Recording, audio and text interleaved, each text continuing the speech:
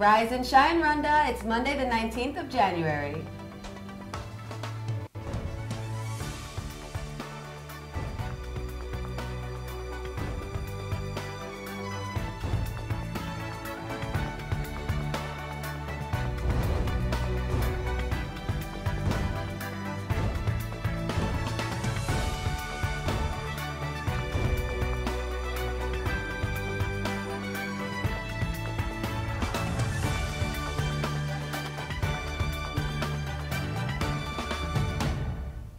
Coming up on today's Rise and Shine Rwanda. We take a look into a healthy living campaign that you may have been hearing about. Football ups and downs. Will Ferafa bounce back?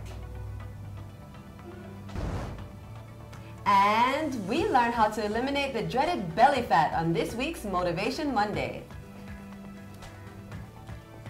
Good morning, it's just after 7 o'clock in the morning and you're watching Rise and Shine Rwanda with me, Regis Isheja. And me, Makeda Mahario. And over the next hour, we will be bringing you all the latest news, sports, and lifestyle headlines from here in Rwanda and around the world. And the Rise and Shine team are here with us in studio right now. What is going on in the world of business? Well, in business, we find out in the news, what the government plans to do with all that surplus, products that, the farmers produce for us. So we're going to find out what's the new plan, what they're going to do with it. Okay, Vanelli's looking forward to that. How about you, Arnold? What's in the world of sports? The latest from the English Premier League results. And then, the Rwanda national team coach resigned, and we find out from Ferafa why and what's the next plan. Okay, definitely a nail-biter there. And how about you, Alan? Well, it's Motivation Mondays, so we find out how to lose some of that belly fat and get that nice flat stomach we all want. Oh, yes. All We're going to start from now. The preparation for the summer has started. It is Monday. All that and more still to come, but first, Rise and Shine story of the day.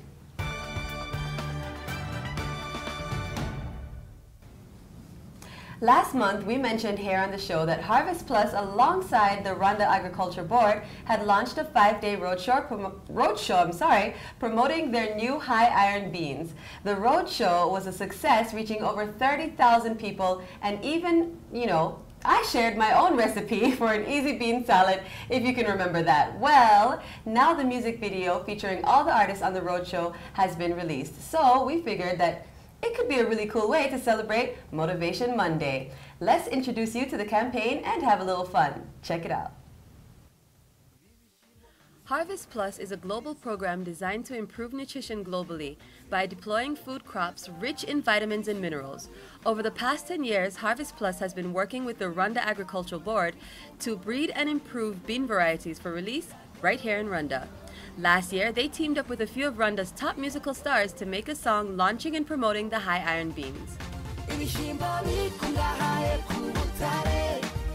The song, which features crowd favorites like Tom Close, Miss Jojo, King James, Urban Boys, and Rider Man, was designed to entertain and educate Rwandans on the nutritional value of these beans and the importance of iron in our bodies.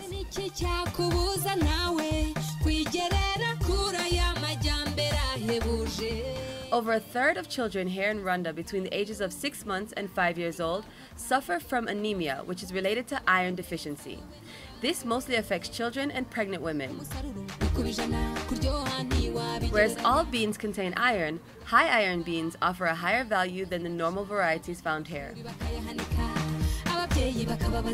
The campaign is hoped to not only catch the attention of families, it's also hoped to intrigue farmers into planting the boosted varieties among their crops. Here's to seeing how these beans perform on the market and on our bodies. Bon appetit!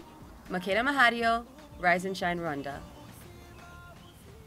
All right, so, just a fun, exciting, and a different way to push something that's going to be helping people in the long run, people who have anemia or, low iron in their blood. So this is actually some iron boosted beans, and Harvest Plus, they actually make a few different things. They make corn that has extra vitamins in it, and different kind of crops that people can incorporate in their farming, and it helps with basically getting the amount of iron that you need every day. These specific beans, it helps you to get you know, the iron that you need every day, especially for pregnant women or for young children or for babies. And I mean, for me, I think it's a really fun way that they did it with the road show and all of our favorite Rwandan musicians. What do you guys think? First of all, that song is super catchy. Absolutely. Yes, I've been singing it all day. When I first heard about the artists getting together for that cause, I thought it was great. But I was like, how did King James and Beans get, like, I didn't understand. Now I get it after watching this. Yes, it makes yes. more sense. Definitely, and this is what, you know, excites people because they went all over Rwanda, and these are the musicians that everyone loves to listen Right, to. right. So if they're going to listen to anyone. Exactly. So if you know, if their fans are out there, they're going to watch this video. I think if King James can do it, if Riderman is all for, you know, iron beans, I probably should. They got So all this is the a best really too. They good got cause. I everybody. love it. I love it. What do you guys think? I want to know if you guys eat beans. I do. I do. We all Always eat did. beans. I love it. Isn't it like a national dish? There's Exactly. a part in the Apparently. beginning of the music video, which I'll be posting online, by the way. But there is a part in the music video where I think it's Riderman. He says, "A meal in Rwanda without beans is like a meal without food."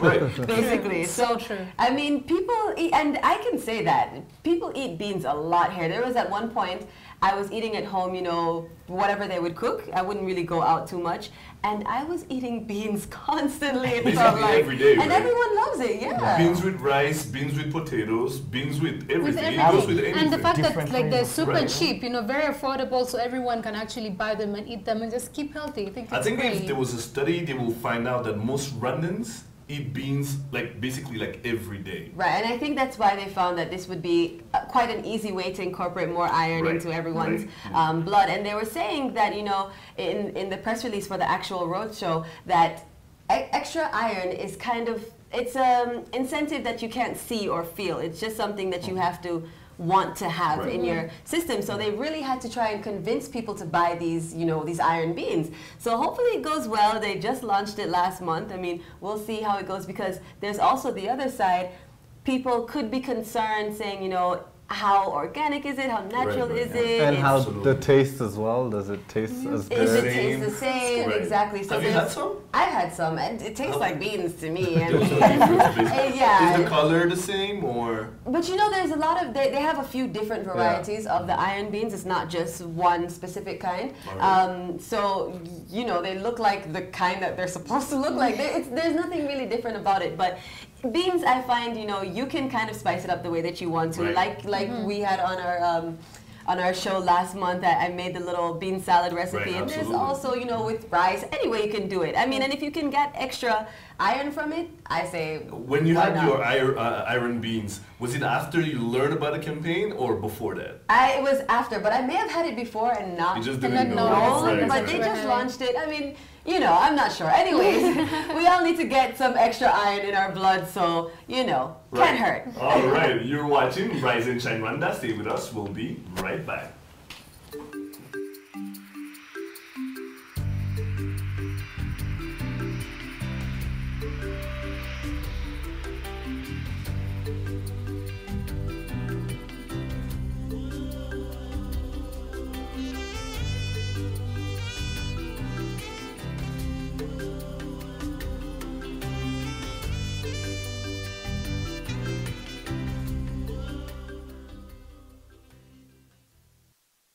Welcome back to Rise and Shine Rwanda. Let's take a look now at business headlines. Fidelis Karangwa has the details.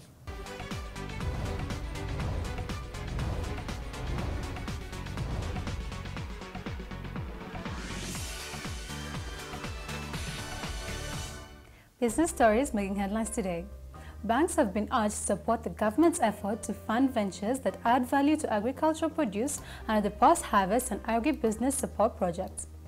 This is part of the efforts by the government to support farmers and agro-processors to the financial sector to reduce post-harvest losses and ensure stakeholders benefit more from agro-enterprises. The government plans to buy all surplus crops from farmers at above market price and stock under the National Strategic Reserve to supply the population during times of scarcity. This was disclosed during a one-day workshop that attracted stakeholders in the agriculture sector, where officials say the government would protect farmers by stabilizing market prices, as there is a need to maintain and restore the role of small-scale farmers in the food production.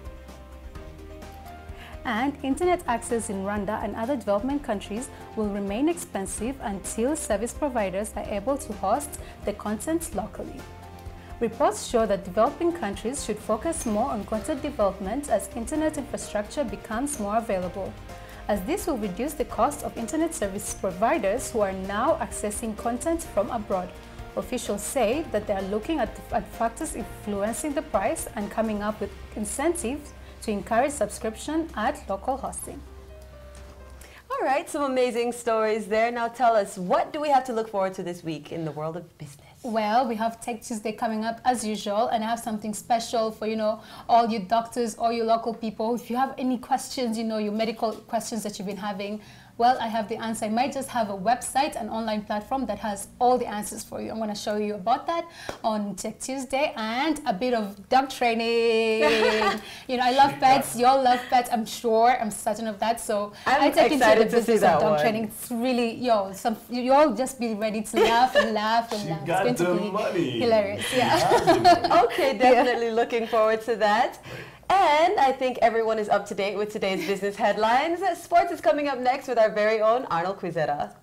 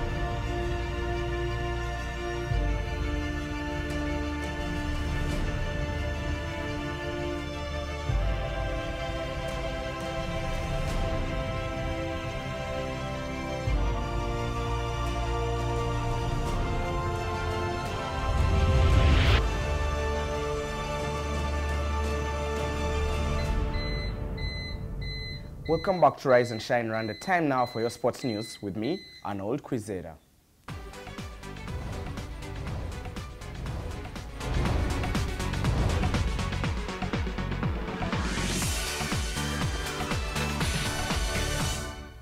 Starting with football, Lee Johnson is expected to lead the national under-23 team out as interim head coach until the National Football Federation appoints a new coach. Rwanda Football Federation FERAFA Technical Director Lee Johnson will replace Stephen Constantine, who resigned on Thursday.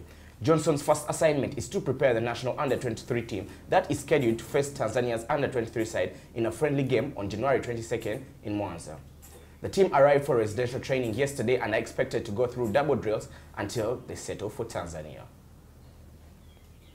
On to tennis. All eyes in the tennis fraternity will be on the Australian Open today as the year's first Grand Slam kicks off in Melbourne.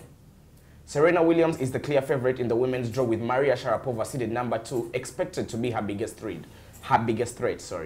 Seed 7 Caroline Wozniacki will also seek to win her maiden Grand Slam. The men's draw has no clear favorites, as it is anticipated to be the most open Grand Slam of the year, with all top seeds struggling for form early on. Novak Djokovic is the top seed, with Rafael Nadal and Roger Federer completing the top 3. Chelsea produced a 5-star performance on a weekend when travelling teams had comfortable victories in the English Premier League. Chelsea ran riot at Swansea City by scoring 4 goals before half-time on their way to a 5-0 win that sent Jose Mourinho's side back to the top of the league table. Manchester United briefly climbed above Southampton into 3rd spot, 12 points behind Chelsea, with second half substitutes Maroon Fellaini and James Wilson on target in a 2-0 win at second from the bottom side, Queen's Park Rangers. Ronald Koeman's Southampton again showed they cannot be dismissed as genuine contenders for a top 4 finish when they won 2-1 at Newcastle United in the late kickoff. 7th place Liverpool's upwards push gathered momentum when Fabio Borini and Ricky Lambert scored in a 2-0 victory at Aston Villa, who have now gone 5 league games without a goal. And finally, the past few months of Rwandan football have been a roller coaster ride as the national men's team graced their highest FIFA rankings. But on Thursday, the mastermind behind the team's achievements, Stephanie Constantine, resigned, a move that raised a lot of eyebrows in the football circles. The move has been seen as a chance for local tacticians to take the helm, but do they really have the desired quality? Are local coaches good enough? Well, if one is to go by recent football results, one will notice that the standard of local football coaches in the country has gone a notch further in the past years. A quick look at the National Football League. 3 of the top 5 teams are led by local tacticians, with the exception of traditional powerhouses APR and Rayon Sports. The latter has not won a single game ever since they recruited Congolese tactician Andre Mfutila after his predecessor Sothen Habimana was denied the chance to take up a permanent role despite leading the Blues to 2nd place in the standings. Police Football Club cut ties with renowned coach Sam Simbwa at the end of last season, opting for a Rwandan tactician, and the gamble seems to have paid off as the law enforcers are currently seated in 3rd place on the national log. Former national team coach Eric Nshimiyimana is working magic at AS Kigali, with the side currently vying for the title with 2nd place in the standings. Having appointed Lee Johnson as interim coach, some in the football fraternity think a local tactician in the Amavubi dugout will solve the national team's problems. Arnold Kwizera, Rise and Shine, Rwanda. As you saw there, welcome to the show, Coach. Musa Hakizimana. Thank you. Yeah. Now, Musa, straightforward to the question is, our coaches, we had the issue that happened last week that was unfortunate, but then some people were saying it was due time. We had the president of FERAFA earlier in December last year assuring the public that the national team coach is not going anywhere. Now, there's been an issue of it was a money problem. Stephanie wanted more money than he was given. How true is that? I think it's not a problem for money, but he has a contract with the Rwanda national team. But with this result, with the national team at FIFA ranking 68, so it boosts his CV, and the Indian national team give him a good deal, and he took it. Yeah. That's yeah, all. but the deal that we've been told that he was given by the Indian national team is $20,000 per month. Yeah. Yeah, and we were paying the same amount to Coach Mitchell, you know, when he was coaching the national team. Even Blanco, even this Ghanaian tactician. But we're paying them these amounts of money. Yeah. How did we fail to pay this money to someone who has given us the best results, yet we were giving it to people who I think didn't deserve to get it? Because when you look at Coach Mitchell's record as a Amavubi coach, it wasn't the best he has ever had, you know, in the region. He hardly won 4 games. Yeah, he didn't ever win 2 games consecutively, Coach Mitchell. But then you have Coach Stefan, who has been unbeaten over a certain period of time as a coach of Amavubi. Why wasn't it raised? If it could be raised for Mitchell, why couldn't it be raised for Coach Constantine? It was possible, but Stefan didn't come back to negotiate to upgrade his contract. He decided to go straightly to India. But if he could come back to Kigali and maybe he could show us the deal with India, and the authority could say, look, we have to add something and you stay with us. But he didn't do that. So, okay, now we're looking at who will be our next coach. Earlier you saw in the video if our coaches, national team, local tacticians in the Rwandan League are good enough. Do you think a local coach is good enough to take up the national team right now, at this moment?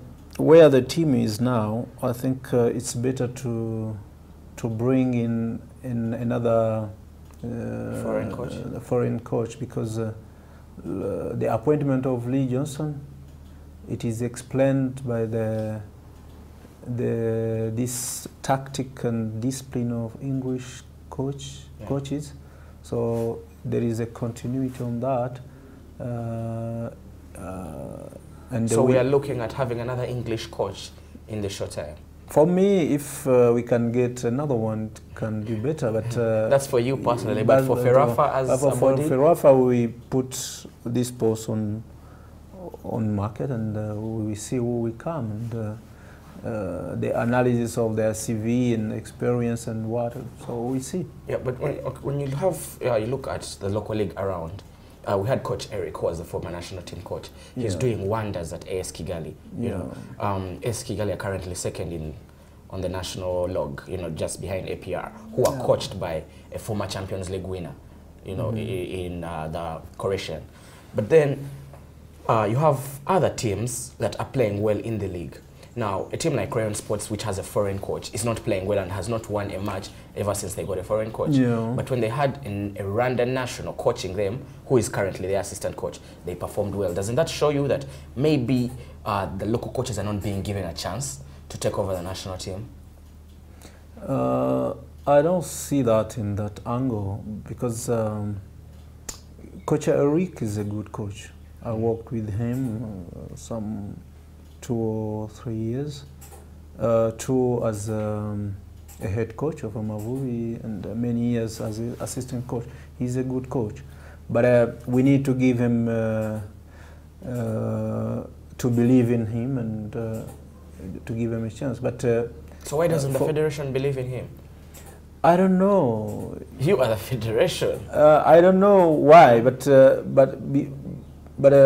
Coach Eric now, I can't even advise the FA to give him this job, because it is very challenging, you know, with the sustainability of this FIFA ranking, you know. So if he took the post and we go back on 100, it is not good for him. So but if we can look for another one, maybe in 2 or 3 years, maybe we can get a Rwandan coach, because you know, in past years the federation didn't give them chance to upgrade their level. You know, if we don't have in Rwanda a coach who have a license A Pro. Do you understand? So what's Ferafa doing to improve the standard and quality of local coaches? Yeah, we are trying to plan for training, training for coaches, and to upgrade their level and their licenses, and maybe with the time we get one. Okay. Thank you very much, Musa. You are welcome. Okay, Regis and Makeda will be right back with the latest news headlines.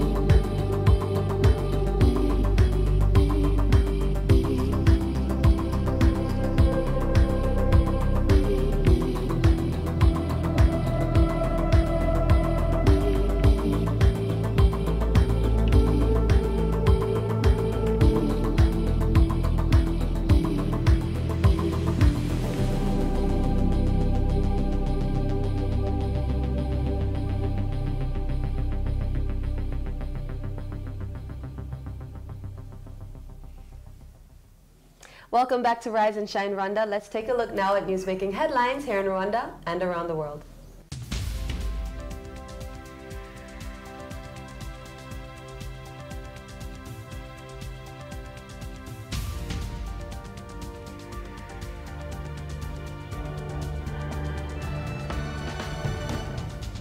India's Minister for Small and Medium Enterprises, Kalraj Mishra, met with His Excellency President Paul Kagame to discuss areas of mutual cooperation between India and Rwanda. This comes after the minister was on a 3-day visit in the country and attended the launch of India African Vocational Training and Incubation Center. Minister Mishra and President Kagame focus on economic skills development as self-employment. The Incubation Center will provide training to bridge skills gap and reduce unemployment in Rwanda, and India signed a memorandum of understanding to set up the Incubation Center in August of 2013. Rwanda wants peace and security to be prioritized at discussions of the forthcoming African Union Summit. His Excellency President Paul Kagame said integration of Africa's regional bloc will not be possible without peace and security. Rwanda has been pushing for the disarmament of the Democratic Forces of Liberation of Rwanda rebels, whose members are responsible for the 1994 genocide against the Tutsi. African head of states will gather in Addis Ababa at the end of the month for the 24th ordinary session of the African Union Summit. Rwanda has come up with a new investment code as part of a broader strategy to fast-track private investment needed to reduce heavy reliance on aid. Tax proposals will see export-oriented projects get a lower rate up to 0% for large projects from the current 30%. Lower power tariffs for industries could be introduced as an incentive to build the country's manufacturing base.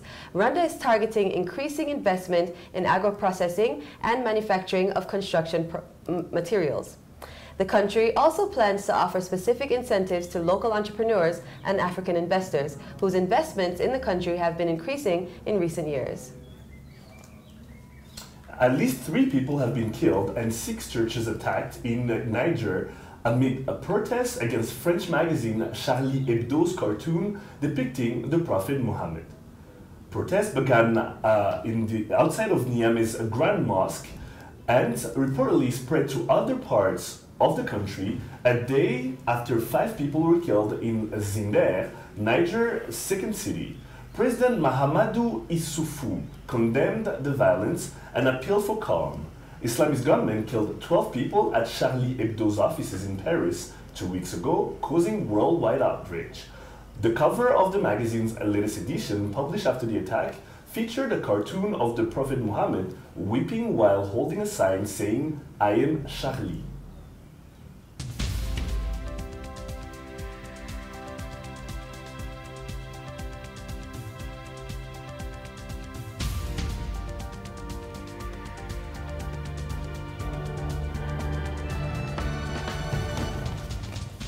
Time now for a review of the headlines. Michael Quiche joins us now to look through some of the front pages. Hey, Michael. Hi. All right, so let's start with this draft bill.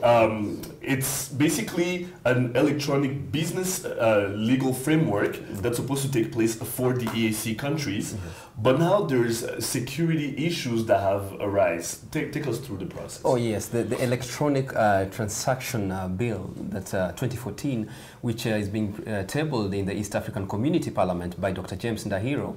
Now, well, we understand it's important to have the legislative framework to enable this in the East African countries. But on the other hand, I raise my issues in terms of implementation. Well and good we're dealing with the legal framework, but when it comes to implementation, then what are we going to see? Security, as you've said. Security issues when it comes to electronic transfers of money, and particularly over internet. Any internet protocol is actually something of concern to many people. You know the famous attack on the Sony, is it the Sony pictures? Right. Yes. Between North Korea and the States, right? Yes, and even with that, if people of that high-tech kind of level would undergo such an attack, then probably would love to see what becomes of the East African electronic, kind of systems if they come into place. So what I'm fearing for is in terms of the adoption of that particular system, in terms of implementation. Yes, I think there'll be a lot of slowness because of the credibility of the systems that we can be able to develop as the people in the East African community in order to carry out safe transactions. Okay, let's move on to the next headline. And speaking of our East African brothers, there are two Tanzanian Tanzania companies currently operating in Rwanda, and they're fighting over the same name, Bakresa Group and Mikoani Traders. Yes. So they're fighting for the name Azania. Yes. Take us through that. Oh yes, the Bakresa Group came in Rwanda. Actually, they're the ones who own Azam, and they came in Rwanda in 2009. Now, Mikoani came much later on in 2011. When Bakresa Group, these are renowned farms in Tanzania, rival farms actually. Now, the Bakresa Group in Tanzania, they didn't own the name Azania. I mean, they come here, patented it, they went to RDB and did patent it. When you look, when the other team, Mikoani Traders, when they came into the country, only to realize that, oh, the name, this trade name, Azania, that we've been using in Tanzania has been patented by our rival group here in Rwanda. So that is where the legal tussle came up. Now, what's going to happen, the thing that's been coming up that's interesting with this, because the hearings were done last week and the verdict will be delivered on 13th of February. Of course, we're looking forward to that, but we're looking at what is the future in terms of integration in terms of laws and policies concerning business, concerning trademarks. What is it going to happen when it comes down to the regional level? Then it means that our policymakers should be on the outlook for this and come up with legislation that shall be able to protect people against this. I mean, it's something serious. Doing business is one thing, the legal procedure is another thing. So do watch out. I might go to Kenya and patent rights in China. This feud may be setting a precedent. Let's see. Right. Let's move up a little bit in Africa, go to Nigeria and see what's actually happening, not only in Niamey, but also in Zinder, which is the second most important city in the country. You have Islamists that attacked churches over there. 5 people are dead outside of Niamey in Zinder. How long can this last? Because the president has called for calm and everything. How long can this last, and how far can it spread? Well, it remains to be seen how long and how far this is going to spread, because this has been something progressive. And we know that these protests have come out of the Charlie Hebdo depiction of Prophet Muhammad. The new one. Yes. Yeah. Now, mind you, I mean, quite a lot of things here are interlinked, fellas. One, let us see the Charlie Hebdo publication. Before the attacks, they were producing 60,000 copies. After the attacks, now they're doing 7 million copies. That's unbelievable. It's unbelievable. Right. At times, maybe your death becomes somebody's business. We don't know. Let me not speculate over that. Right. But now, where it's getting to, it's gotten into my mind, and I'm thinking, really, whether this noble cause that started in the name of the Unity March and all this kind of thing, whether it's really continuing to serve that particular purpose it was designed to serve. And with this escalation of protests and maybe violence, and hatred, and yes, exactly. Yes. And it's crossing over, and it's just taking the religious, it's ingrained on the religious background. Muslims against the Christians. I don't think. Division. Yeah, I don't think it's the right course of action. I don't think it's the right course of action. Do you think, editorially speaking, do you think they should have done what they did with putting Mohammed on the cover of the magazine right after? For me, that was lack of religious sensitivity.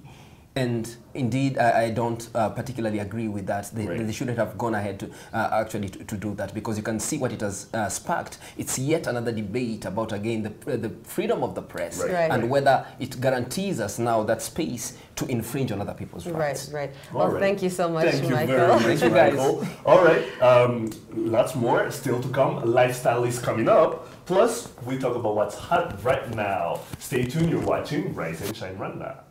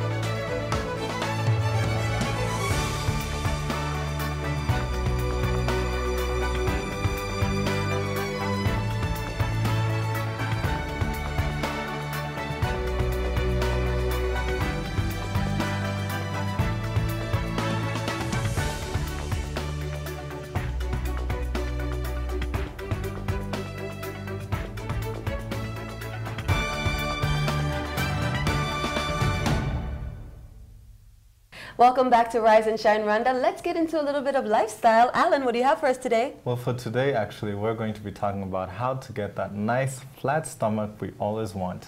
This is what we all struggle with. Absolutely. I'm excited. Yes.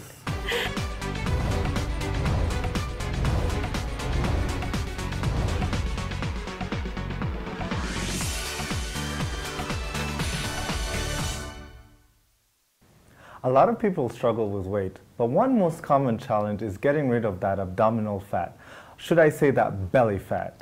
But what causes that and how can we tackle it to finally get that flat, sexy stomach we always wanted? Well, I met with a trainer to find out how. So it's another session of Motivation Mondays, and I'm here with Dennis Dibdal, the founder of Waka Fitness. Hello, Dennis. Hello and welcome, Alan. Yes, so Dennis, today we're talking about fat, specifically belly fat, right? Which I have a little bit of that. Yes. Well, it's not too bad, but so Yes. in layman terms, yes, we call it belly fat, right? So the thing is, most people, they're used to going on a scale to see like how much do I weigh today, but we realized over time that it doesn't really say a whole lot about how healthy you are in terms of having too much or too little body fat. But this will be our tool, and that's the main tool that we use here in our facility. But before going into like explaining how we use this, because it's very simple, I just want to emphasize on like why we have to be aware of the abdominal fat. So especially for men, not so often women, but women can also have too much abdominal fat. But especially men, the risk of having too much abdominal fat is the fat surrounding all our inner organs like and intestines. The thing is, if it's too high, you can have high blood pressure, especially diabetes type 2, which is very unfortunate once you get that. Several heart diseases you can get, and even unfortunately some cancer types like breast cancer and colon cancer. So you see, these are not like things that people they really want to, have. Like it's something we have to avoid. So the best way of seeing if you are in a zone where you have to be aware of it is to use this simple tool. Can I try it on you? Sure. Okay. Okay, Alan. So now I want to measure you around your waist, just to see like your girth width. Okay. All right. Yeah. So don't worry. And remember, don't suck in your stomach. No, I want the full natural picture. Full Okay? natural belly. Yeah. So.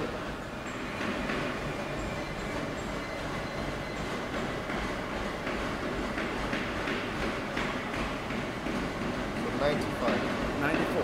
So in general, we're not talking about an average. We're talking more about that there's a maximum number that we want both men and women to have. So you were 94, right? And for men, we say that it has to be below 101 centimeters. So if the width around your waist is above 101, you have to deal with it because it can cause some really unfortunate diseases that you really just want to avoid. But for women, it's a different thing. Women in general are smaller than men. So we say that it has to be 89. 89 is the number for women. So if it is above 89, it means that they also have to deal with it. Fortunately, there are quite a few things you can do about it. So it doesn't mean that if it's higher that it's the end of the world. It just means that you have to deal with it. So some of the things that we work with is, even you, Alan, like stress management. Like how do you make sure that in your very busy day that you're not too stressed? So we see that globally, that's a massive issue. But how can you learn to be less stressed? Secondly is sleep management. How can you make sure that you sleep enough? A lot of research has shown that if you don't sleep enough, it's going to affect how you lose weight or how you gain weight. Then exercise, that's why we are here. Like exercise is one of the best ways of avoiding both stress. It's going to help you sleep better, but it's also going to help you avoid having too much abdominal fat. And lastly, eating the right food. And you're going to learn much more about it when you attend the YouTube I Know program. Yeah. So joining us now is Pearl Omuhoza. Pearl, welcome to the show. Thank you, Alan. So now, Pearl, you were a part of the last year's 2.0 U challenge with Waka Fitness, correct? Yes. And also one thing I heard was that you were you lost the most weight, if I'm not mistaken. Yeah. Can you tell us a little bit about it? First of all, how did you get started in it? I joined Waka in March, pretty much as soon as they started. So after a month, they introduced the Waka U2 Point Challenge, and they asked people who were really interested to lose weight to apply. So we applied, and I got in. How many were you? I believe you were all girls. We were 6 of us. You were 6. Yeah. And what was it like initially when you first started the challenge? We met the trainers, and they told us what the kind of training we were going to do and the kind of diet we were supposed to do. And they taught us about what we were supposed to do, and gradually it was from step 1. We had a three phase. Right. Yeah. So it was 3 months. So phase 1, 2, and 3. So they just did it through those phases. And yeah. And was it difficult when you first started? Because I see you've lost a lot of weight. It's so obvious. Was it difficult? What was it like when you got into the whole workout routine and nutrition? Yeah, it was a different kind of workout because I was used to cardio, things like running, and but this time it was more like weight training, which is efficient for fat loss. So it was quite different, but the trainers made it easier for us, and I liked it more because it was less. Running is much harder for people who have much weight, but for strength training it's easier, especially if you have this strength. Now, it wasn't just exercise, you also had to change the way you eat, your nutrition. So what was that like? What did you have to what did you have to cut out of your diet? Well, I had to cut out sugar and the carbs, and basically carbs and sugar are the most, and then had to have a lot of vegetables, protein, and lots of water. Now, when you say carbs, that includes things like what? Bread, rice, pasta, cake, of course. So for 3 months, no bread, no pasta, none of that? No, maybe like in the 3rd phase, we had what we call a cheat day. Okay. So on Saturday or Sunday, you could have like some pasta or pizza. So that was the cheat day, but within the week, there was no cheating. Okay, and you said carbs and sugar as well. Yeah, so that means you couldn't even have any sugar at all? No. Nothing? No sugar. So even fruit juice is not allowed because fruit juice has a lot of sugar. Especially the concentrated ones. No, not even the natural one. Really? Because fruits have fructose, and so much of it still is considered sugar, even honey, which was weird because I used to think, oh, honey is natural. Right. Yeah, but we couldn't have honey. So we had a long list of things we couldn't have. Things we thought we could have, like honey or cereals, like there are these cereals that are called, fat-free, Right. So we couldn't have those. So we basically had to have non-processed Now, foods. you did the 3 months, Yeah. you lost a lot of weight, Yes. and you still continued, you're still working out to this Yes, day, yes, even though it yes. was last summer, it was July, August, and September Yeah, last finished in year, right? September, yeah. And till, if you don't mind me asking, how much have you lost since you started? So far I've lost 24 kilos. That is a lot. Congratulations. Thank you. So now you plan obviously on continuing, but Yes. do you find that maybe not all of you continued? Like, do you still have that motivation after the 3 months when you don't have a trainer or a nutritionist telling you what to do? Do you still have that motivation? Yeah, for me, when I see progress, it's just so much motivation for me. And even when people are like, oh my God, you've lost weight, so that just keeps me going. And for the rest, you know, people have different ways of dealing with things. So maybe they didn't enjoy it. I enjoyed it so much, and I liked the gym, I liked the environment, and the owners really supported us a lot. So I loved it, and I have to keep going and challenging myself. Now, can I ask, what is your goal? Like, how much more do you want to lose? Well, I wouldn't say about the weight. My goal is to keep it up, to You just wanna keep going, yeah. staying Because fit. if I keep going, definitely the weight will go off, and just keep a healthy lifestyle. That's great. And is there anything else maybe you can give us? Because, you know, I'm going to be part of it next month, Yeah. this year's 2.0 challenge. Yeah. I'm a bit nervous. Do you think that maybe before I start, because it starts February 1st, should I maybe start working out before that? Or like, what kind of advice would you give someone The like working me? out is not the most important part. The most important part is the food. And that's the part I think I'll have the biggest so challenge. it's more like get a good breakfast and try to drink at least 3 liters of water, and try to cook for yourself, because if whoever is cooking for you may not do it the way you want it to be done. So less oil. So I have to learn how to cook then. Yeah, because they'll give you all the guidelines of what to eat, what not to eat, how to prepare your food. So I think that's what you should prepare yourself for. Right. Because the exercise, it's like 20% of what you're supposed to do, and the food is the most important part. Okay, Yeah. well, wish me luck. Good And luck. If I have any challenges or whatever, I will. You've started. You're not starting from so far like us. Yeah. I appreciate it, Yeah. but I definitely, if I ever have an issue, I'll contact Please you do. so that For sure. you can motivate me to keep going. I will. All right, thanks so much for. Thank you, Alan. All right, stay tuned. Hot Topics is coming right up.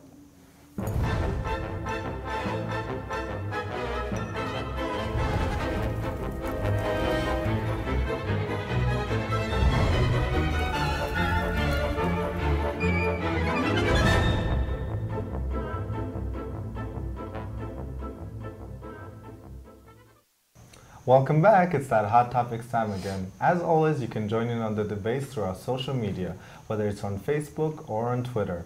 Let's get into our first hot topic, guys. So in Norway, there was a Rwandan who was recently convicted of 21 years in prison because of his involvement in the genocide. He's accused of having supervised killings of about 2,000 Rwandan Tutsis, as well as moderate Hutus, and coordinating attacks with Interahamwe. Now, he's saying, well, his lawyer is citing that first of all, that he's innocent, and that some of the witnesses actually lied.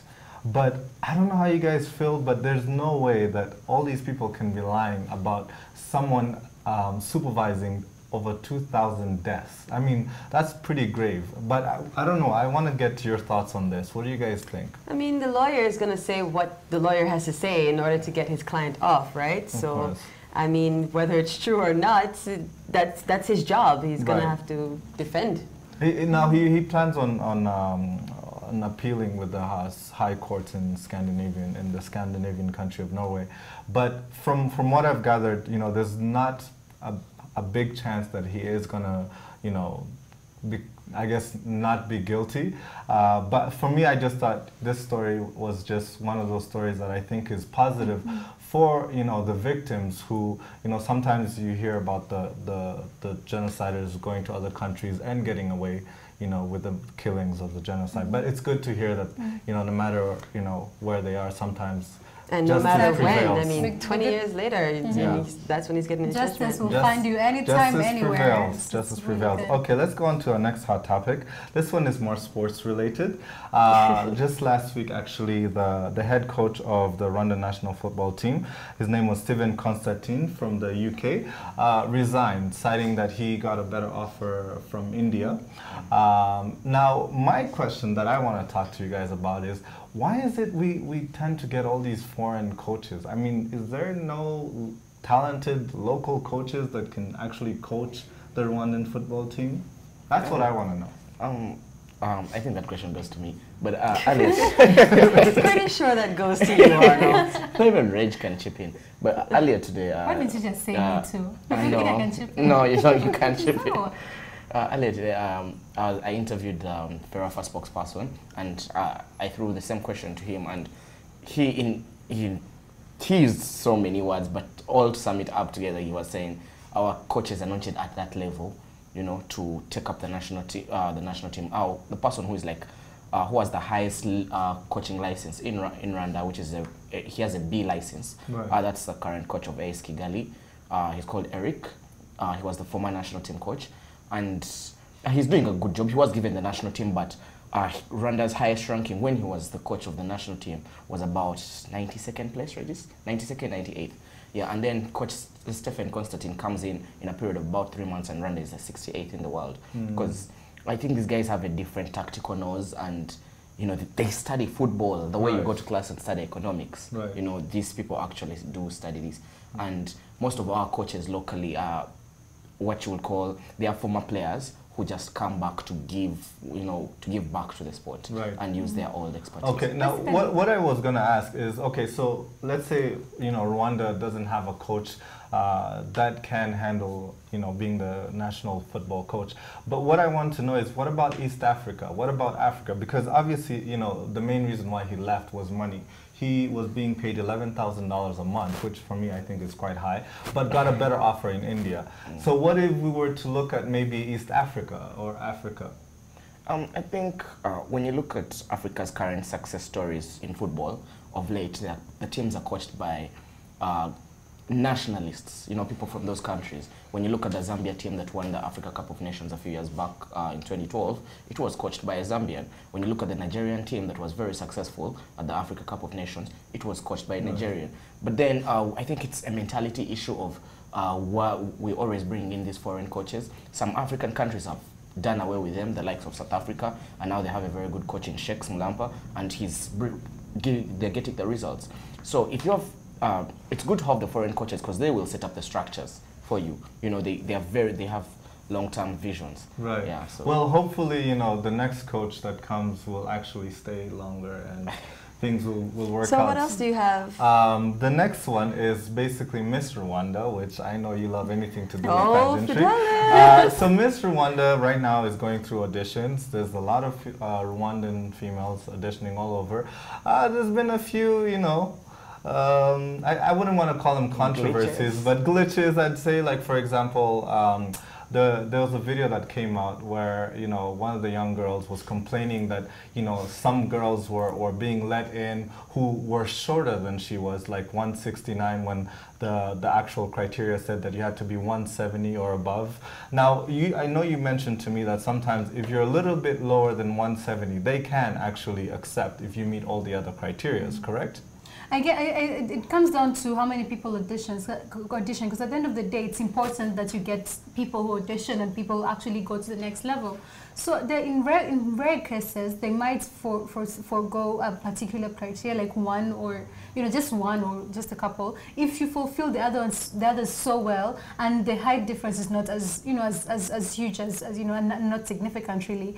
But most importantly, I feel like the main problem with the whole, most of the Miss Rwanda pageants that keep on happening is management. It's just the management is not doing as well as they should. There's a lot of room for growth and to do better. And you know, as soon as that is fixed, I feel like it will not be a problem really. There were glitches, he was saying, there were also some really good contestants. I mean, I was watching the other day and I saw some really, I was impressed. Some really beautiful girls, but also very poised, very articulate. They were great. I was thinking, wow, I was Look so at them. used They're to so They're very beautiful. pretty. They're very It's pretty. beautiful, but also they're articulate. You know, they can say how they're feeling. They have, you know, good answers to the questions.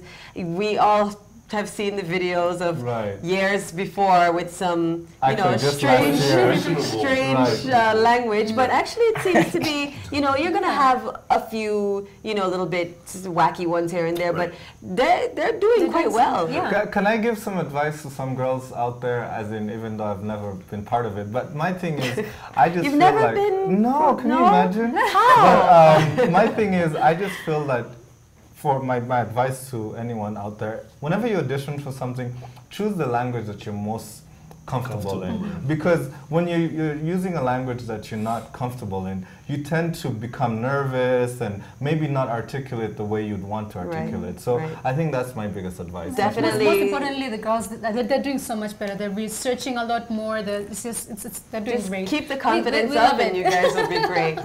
Okay, don't forget, we love to hear your thoughts, comments, and feedback on what we're talking about here on Rise and Shine Rwanda. Tweet us at Rise and Shine RW. Like us on Facebook and send us ideas for programs, if you like. Check out our Rise and Shine Rwanda YouTube page where you can catch all the shows and reports that we do. Find us on Instagram, Rise and Shine RW. We'd love to see your photos. Or check out our Rise and Shine Rwanda website. Well, that's all the time we have for today. We'd love to hear your feedback and to let us know if you have an idea for the program. You've been watching Rise and Shine Rwanda with me, Regis Isheja. And me, Makeda Mahadio. We'll be back here same time, same place tomorrow, so please do join us then. But for now, from the two of us and the rest of the Rise and Shine team, have a great day. We'll see you tomorrow. Bye-bye. Bye.